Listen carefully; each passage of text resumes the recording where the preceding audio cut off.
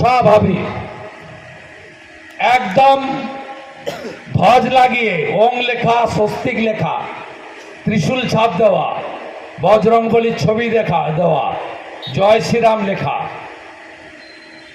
No political ঝান্ডা, ধ্বজ লাগিয়ে সব বুথ থেকে গ্রাম থেকে হিন্দু আনতে হবে। যত ট্রান্সপোর্ট লাগে আমি দেব।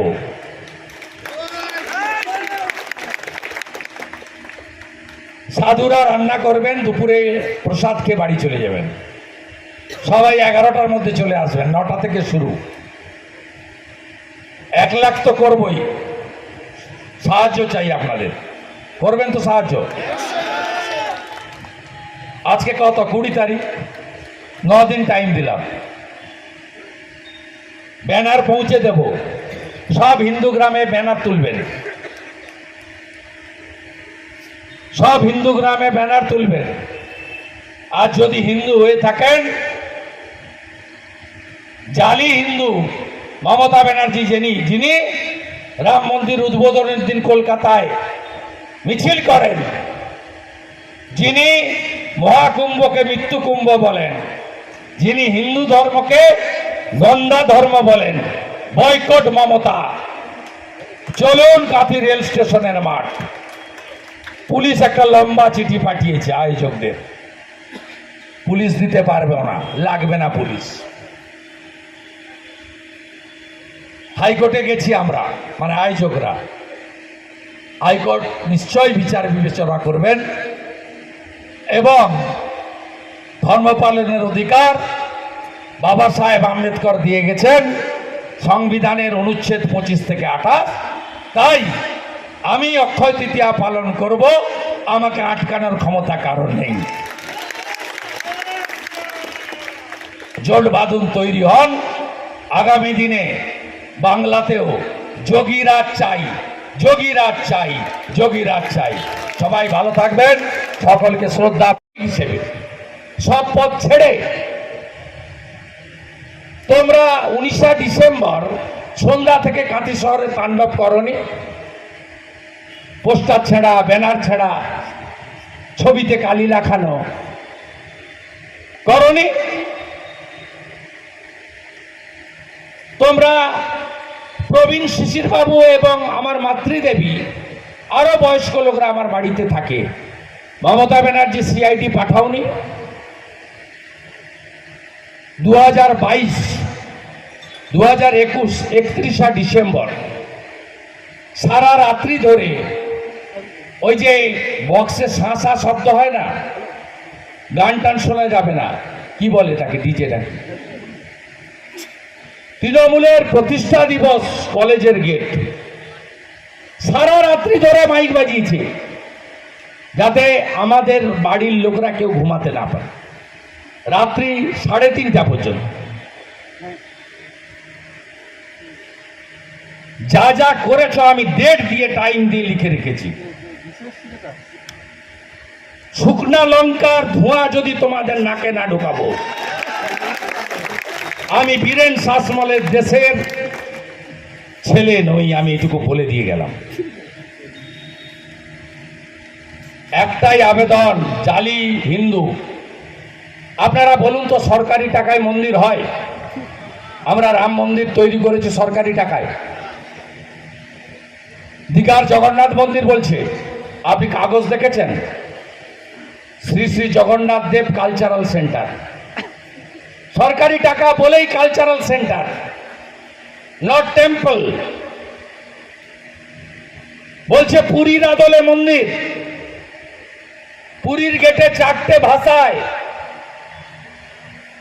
4টে ভাষাতে, উর্দু নেই, 4টে ভাষাতে,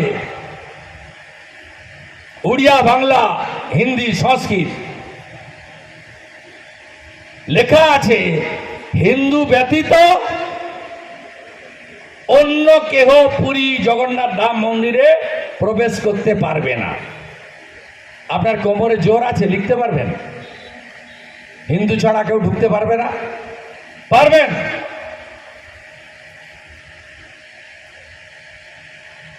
সরকারি টাকা ইতিমধ্যে উজ্জ্বল সিনহা পেয়ে গেছে।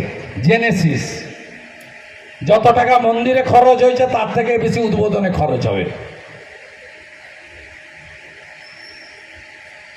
উদ্বোধনে কয়েক কোটি টাকা ঝাড়বে চোর মমতা। তার যে ভালো মন্দ দেখে দেয়, মূলাটা কলাটা জোগাড় করে দেয়, উজ্জ্বল সিনহা জেনেসিস তাকে দিয়ে দিয়েছে টেন্ডার। সব তথ্য আমার কাগজ আমার কাছে আছে, টেন্ডারের আগেই সব হয়ে গেছে। ছাড়বো না। ওই দিন শুভ অক্ষয় তৃতীয়া পর্বে আমাদের 1876 বুথের মধ্যে 1385 বুথে পার্টির বুথ টিম তৈরি হয়েছে, 11 জনের অধিক, যেটা অনেক জায়গায় নেই।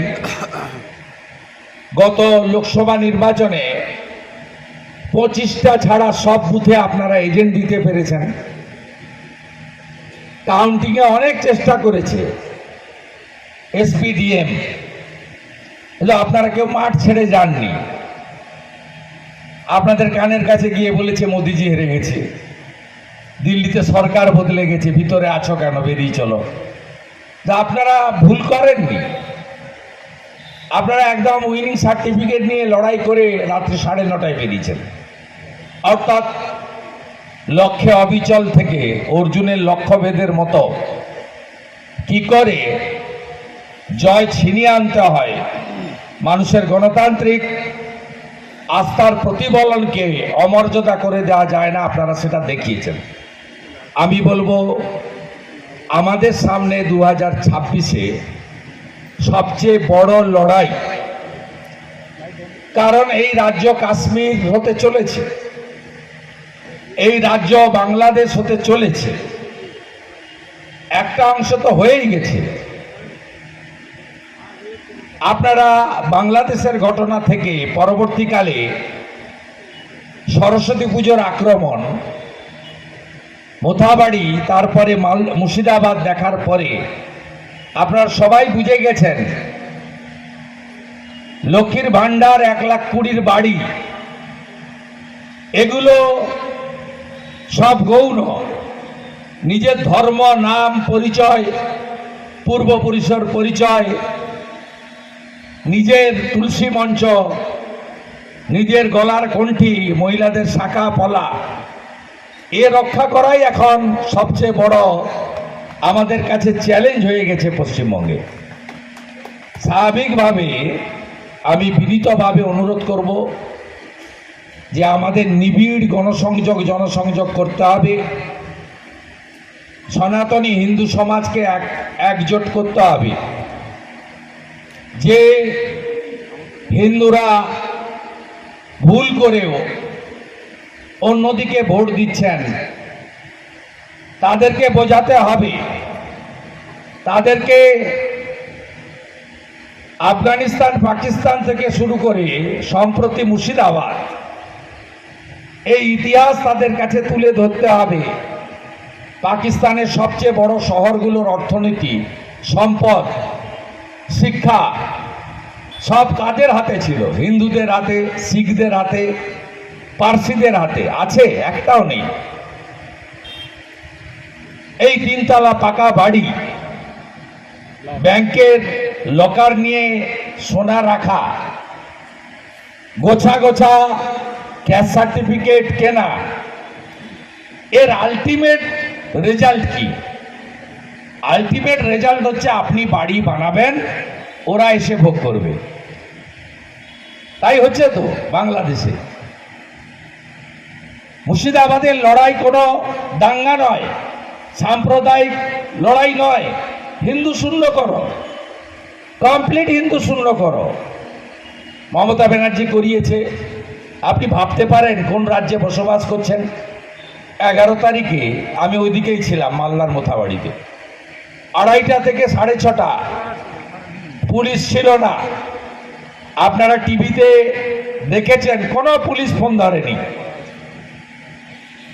11 তারিখ হলো, 12 তারিখে সকাল 9টা থেকে বিকেল 3টে অবধি পুলিশ নেই, ফাঁকা। ভাবতে পারেন কোন দেশে বসবাস করছেন।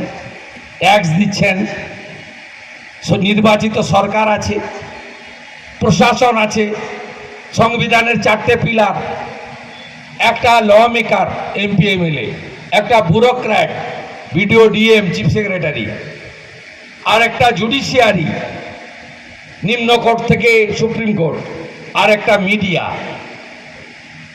সংবিধানের কোনো পিলার এই আর্ত মানুষকে সেই সময়কালে বাঁচাতে পেরেছে? ভয়াবহ অবস্থা, ভয়াবহ বললে খুব কম হবে, ভয়ঙ্কর অবস্থা।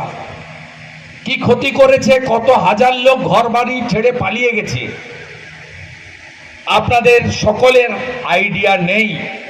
আপনি ভাবছেন কাঁথি থেকে ওটা 435 কিলোমিটার দূরে, কলকাতা থেকে 285। ভাবছেন আমার কি? আমি মিছিলের স্লোগান দিয়েছিলাম, হাতে ব্যানার ছিল, আমার বাড়ি তোমার বাড়ি মোথাবাড়ি, গতকাল যাহা মোথাবাড়ি আগামীকাল তাহা আপনার বাড়ি। এই একই ফর্মুলাতে আফগানিস্তান, পাকিস্তান, বাংলাদেশ কার্যত হিন্দু শূন্য হয়েছে। তাই ঐক্যবদ্ধ করতে হবে আমাদের সমস্ত হিন্দু সমাজকে, হিন্দুদেরকে। এটা আমাদের অস্তিত্ব রক্ষার লড়াই। এই আবেদন আমি আপনাদের কাছে করব। এটা তখনই হতে পারে যখন আপনারা বুথে বা গ্রামে নিজেরা চিন্তাশীল মানুষ, তরুণ যুবক এবং মা বোনেদের যারা সবচেয়ে ক্ষতিগ্রস্ত হচ্ছেন এইসব ঘটনায়, তাদেরকে ঐক্যবদ্ধ করতে পারবেন। হ্যাঁ,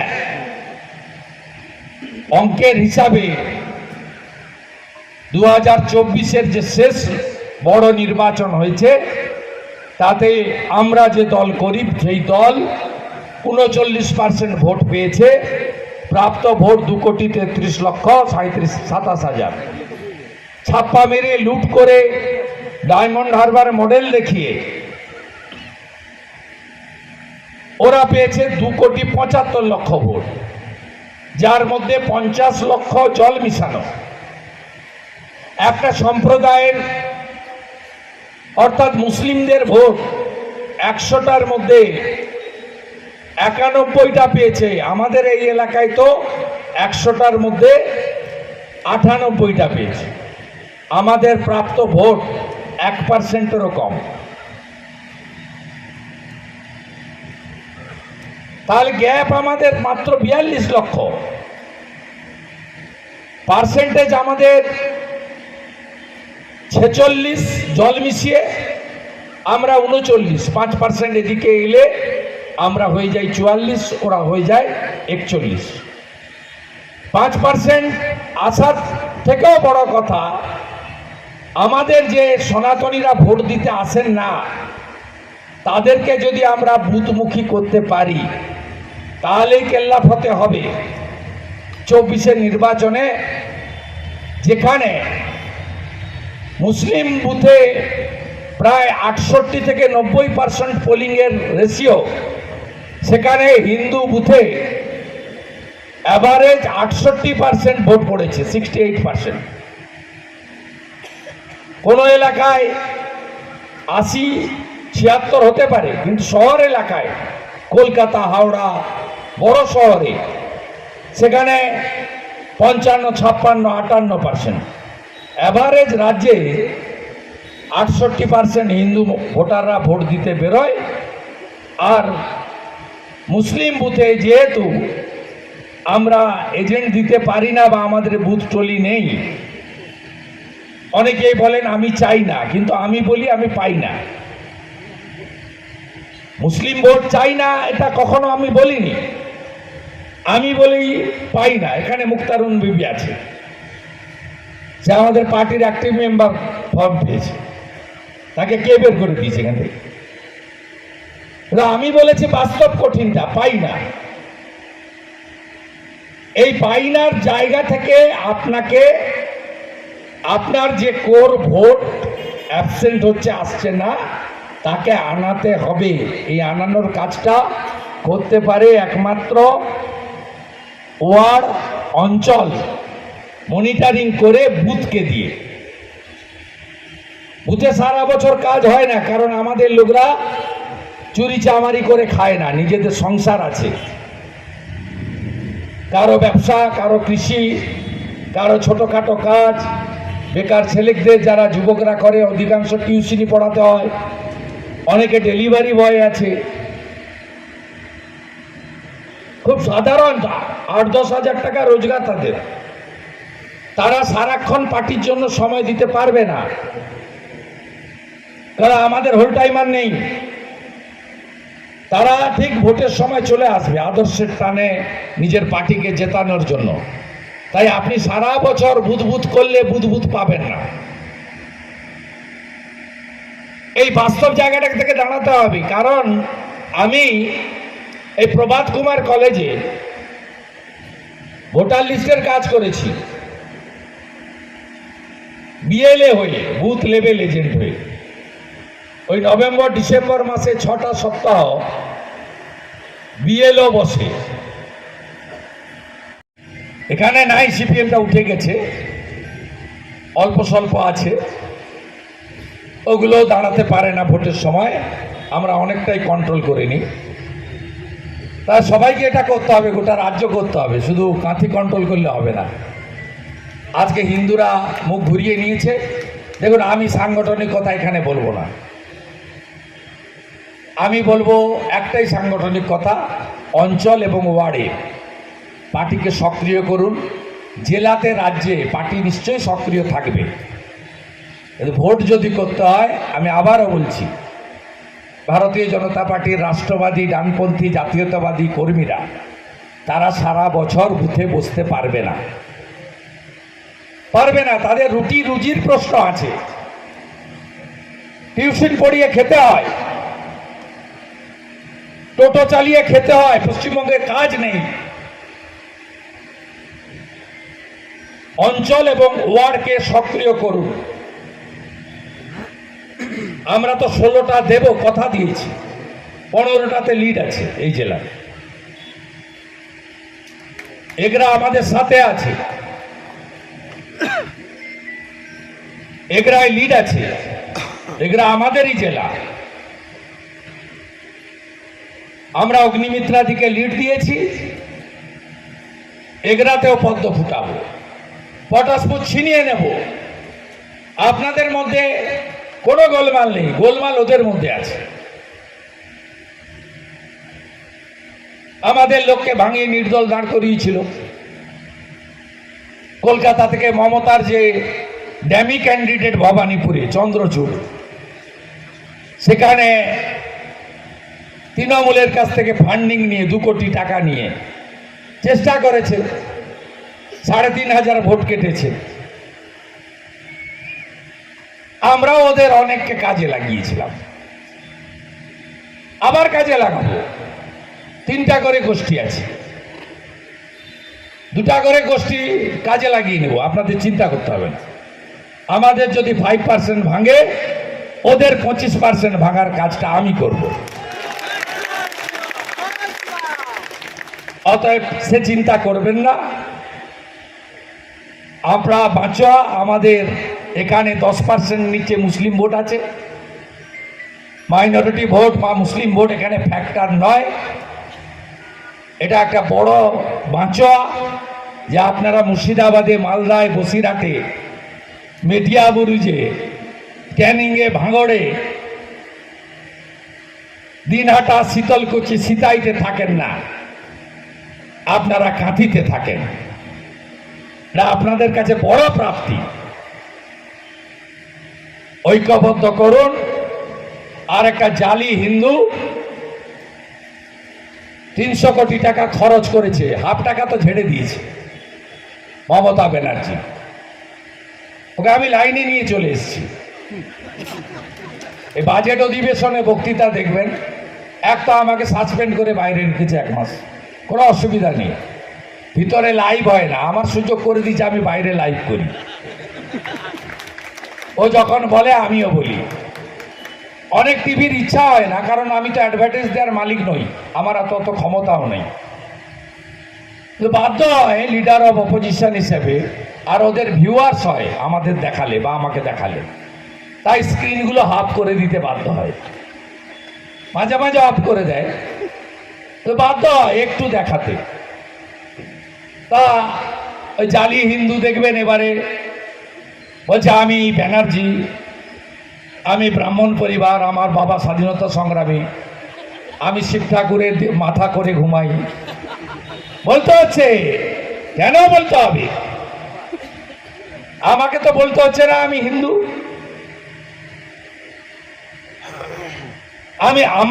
আমরা অন্য পার্টি করেও ওই পার্টিতে ছিলাম, হিন্দুত্ব নিয়ে কোনো কম্প্রোমাইজ করিনি। সংঘের শাখা যেদিন তৈরি হয়, প্রাচীর নিয়ে গোলমাল হচ্ছিল। আপনি ববদাকে জিজ্ঞেস করবেন, শিশির বাবু পৌর প্রধান দাঁড়িয়ে থেকে প্রাচীর করে দিয়েছে। বিশ্ব হিন্দু পরিষদের রথ যেদিন আসে, আমি কলেজে পড়ি, 92 সাল, সতুবাবু বিশ্ব হিন্দু পরিষদের সভাপতি ছিলেন।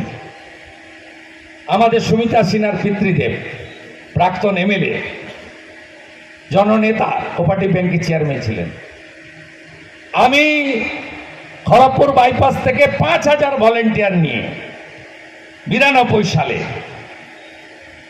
এখানে আদবানিজি আসেননি, রথে ইট দিয়ে পাঠিয়েছিলেন শিলা, সে রথটাকে টেনে নিয়ে যাওয়ার ভলেন্টিয়ারের কাজটা আমার ছিল, 5000 যুবক ছেলেকে নিয়ে। আমি কলেজের স্টুডেন্ট, তখন মডেল স্কুলের মাঠ পর্যন্ত নিয়ে গেছিলাম, ওখানে যোগ্য হয়েছে। অতএব বিজেপি করছি বলে হিন্দুত্ব করছি তা নয়। হিন্দুত্ব, ভারতীয়ত্ব, ভারতীয় সংস্কৃতি, এটাতে জিরো টলারেন্স, এটা নিয়ে কম্প্রোমাইজ আমরা আগেও করিনি, আজও করব না, আগামী দিনেও করব না। আমাদের কারোর প্রতি কোনো খারাপ ব্যবহার নেই।